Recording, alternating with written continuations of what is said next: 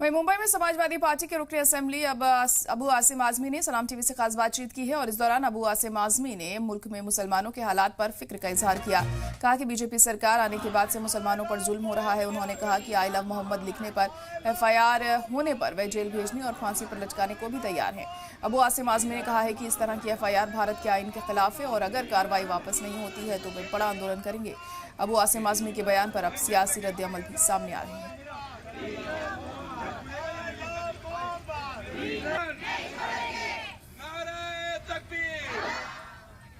मौके पर कानपुर के अंदर 25 से ज्यादा लोगों के ऊपर FIR दर्ज करी गई और उनके ऊपर इसलिए FIR दर्ज